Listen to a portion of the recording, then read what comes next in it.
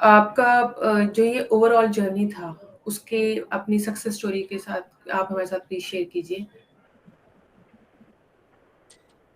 Ma'am देखिए, मैंने preparation start किया 2018 में। फुल फ्लेज तैयारी जो मैंने शुरू की कॉलेज टाइम पे, तो मैं न्यूज़पेपर वगैरह या बेसिक जो एनसीईआरटीज वगैरह वो पढ़ा था। उसके बाद मैंने पहला अटेम्प्ट अपना दिया 2019 में। उसमें मेरा प्रीलिम्स क्लियर नहीं हो पाया। मेरा 6 मार्क्स से रह गया था प्रीलिम्स। काफी बड़ा गैप था। उसके बाद मैंने एनालाइज किया खुद को, कुछ कुछ गलतियां पाई। ज्यादा बड़ी तो मैं गलतियां ऐसा डायग्नोज नहीं कर पाया, पर कुछ कुछ गलतियां मुझे लगी। तो मैंने अगले अटेम्प्ट में मेरे सुधारने की कोशिश किया। जो मेरा 2020 वाला अटेम्प्ट था, उसमें मेरा प्रीलिम्स भी हुआ, मैंने मेंस भी दिया।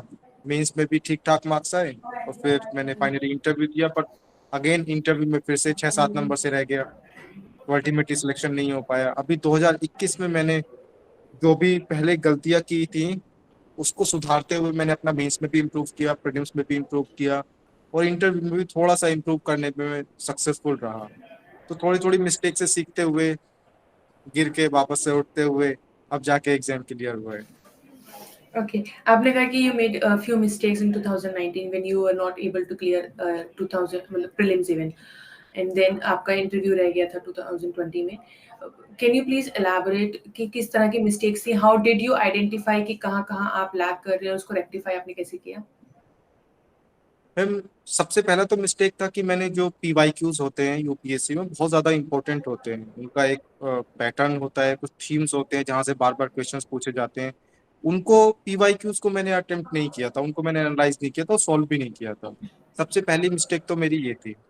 दूसरा ये था कि जब 2019 वाले अटेम्प्ट में मैं ठीक से टाइम मैनेज नहीं कर पाया था। कुछ क्वेश्चंस को मैंने ज्यादा टाइम दे दिया था, कुछ क्वेश्चंस को मैं कम टाइम दे पाया जो आसान थे, उसकी वजह से। तो ओवरऑल प्रीलिम्स में फिर मेरा सिलेक्शन नहीं हो पाया था। एक तो ये मिस्टेक, सबसे बड़ी मिस्टेक तो मैं बोलूंगा कि पीवाईक्यूज वाली थी मेरी। Okay, and time management. Time management prelims में बहुत जरूरी है। सभी में जरूरी है, प्रीलिम्स में काफी हेल्पफुल रहता है। टाइम मैनेजमेंट नहीं कर पाते हैं तो बहुत दिक्कत रहती ओके, है। फिर आपके इस छोड़ देने के ओवरऑल बाद कुछ जर्नी में 3 ज़्यादा मोटिवेशनल फैक्टर्स क्या थे आपको मोटिवेट करने के लिए? जो टॉप 3 आपके मोटिवेशनल फैक्टर्स रहे होंगे?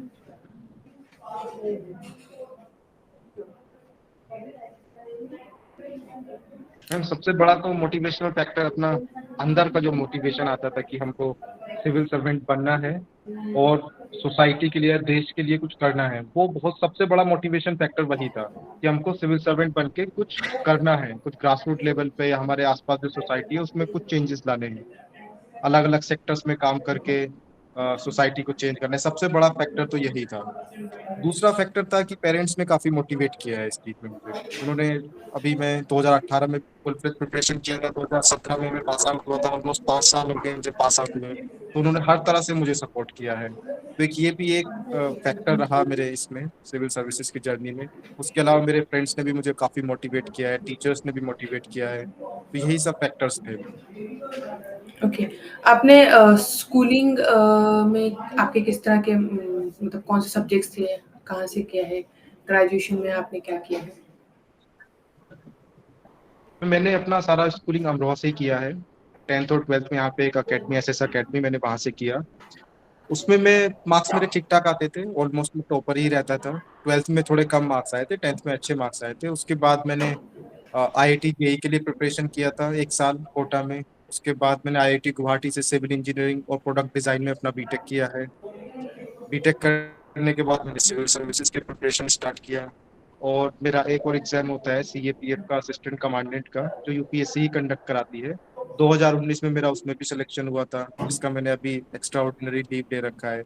अभी उसमें रिजाइन करूंगा मैं। तो यही मेरा मोटा मोटा जर्नी है मेरी एकेडमिक बैकग्राउंड में। ओके, एक्चुअली काफ़ी एस्पिरेंट्स होते हैं जो कंफ्यूज होते हैं कि व्हेन टू स्टार्ट, मतलब हम लोगों को तैयारी कब से स्टार्ट करनी चाहिए? After 12th like with graduation कर देनी चाहिए या फिर कॉलेज पूरा खत्म होने के बाद देन हम लोगों को we should plan to prepare for UPSC? इसके ऊपर आप कुछ गाइड कर पाएंगे कि what is the right time to prepare? I mean जिस तरह से बेसिक तैयारी आप शुरू कर दें। देखिए, मेरा पर्सनल ओपिनियन तो ये है कि जब हम ग्रेजुएशन करते हैं तो ग्रेजुएशन में बहुत सारी चीजें सीखते हैं। अपार्ट फ्रॉम एकेडमिक्स हम एक्स्ट्रा को करिकुलर्स होते हैं, बहुत सारी स्किल्स जैसे लीडरशिप स्किल्स होता है, टीम बिल्डिंग या फिर स्पोर्ट्स में जो हम वैल्यूज सीखते हैं वो बहुत ज्यादा इंपॉर्टेंट रहती हैं। तो हमारी प्रिपरेशन के चक्कर में ये चीजें ना छूट जानी चाहिए, ये चीजें नहीं छूटनी चाहिए। और दूसरा तो ये जितना जल्दी हम स्टार्ट करेंगे उतना ज्यादा बेनिफिट होगा। अगर हम ग्रेजुएशन के टाइम में थोड़ा थोड़ा पढ़ते रहेंगे तो हेल्पफुल तो होगा वो, बट उसके चक्कर में हमारा ग्रेजुएशन नहीं सफर करना चाहिए मेरी पर्सनल ओपिनियन में। तो थोड़ा थोड़ा ग्रेजुएशन के टाइम में जितना टाइम मिले, 2 3 4 घंटा, उसमें अपना जो फाउंडेशन है इसको स्ट्रॉन्ग कर लें, ताकि जब पहला अटेम्प्ट दें ग्रेजुएशन के बाद तो वो अच्छे से अटेम्प्ट दें, सारी चीजें कवर हो जाएं पहले ही। तो पहले जब तैयारी शुरू करेंगे उसका बेनिफिट तो होगा, बट उसको बैलेंस करना पड़ेगा हमें अपने ग्रेजुएशन के साथ। ओके। और आपने जो तैयारी की है इस बार, मतलब आपने जो एग्जाम निकाला है इस बार, ये आपने जॉब मतलब के साथ किया है, आप यू आर वर्किंग? नहीं मैम, ओके, नहीं मैम, मैंने उसमें लीव लिया हुआ था। ऑलराइट। तो आपने हाँ लीव जी। लेके आपने फुल टाइम प्रिपरेशन किया है। कभी हाँ, फुल टाइम प्रिपरेशन की। प्रिपरेशन के टाइम पे आपने कहीं से कभी कोई कोचिंग लिया था, एज सच कहीं से किसी तरह का कोई गाइडेंस या हेल्प कोचिंग से? हाँ मैम, मैंने कोचिंग लिया था, जो जनरल स्टडीज होते हैं उनका भी, और जो मेरा ऑप्शनल था सोशियोलॉजी, मैंने उसका भी कोचिंग लिया था। तो ये मेजर मैंने कोचिंग लिया था दिल्ली में। ओके। एंड ये कोचिंग आपका, क्योंकि जो एस्पिरेंट्स हैं, आप बहुत सारे ऑप्शंस हैं, आप दिल्ली आके ले सकते हो, ऑनलाइन कोचिंग्स, मतलब आफ्टर कोविड हमारे पास बहुत सारी चीज़ें ऑनलाइन अवेलेबल हैं। तो इसमें अब एस्पिरेंट्स बहुत कंफ्यूज होते हैं कि ऑनलाइन कोचिंग ठीक रहेगा या ऑफलाइन कोचिंग ठीक रहेगा।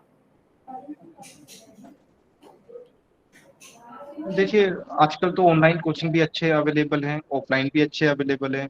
वो तो डिपेंड करेगा कि बच्चे के, जैसे मेरा था, मैं तो ऑनलाइन नहीं ले सकता था क्योंकि मुझे ऑनलाइन में मज़ा नहीं आता था, मुझे तो फिजिकल क्लासेस ही लेनी थी। पर अगर कोई ऑनलाइन में कंफर्टेबल हो तो आजकल तो ऑनलाइन भी काफ़ी अच्छी अच्छी अवेलेबल है।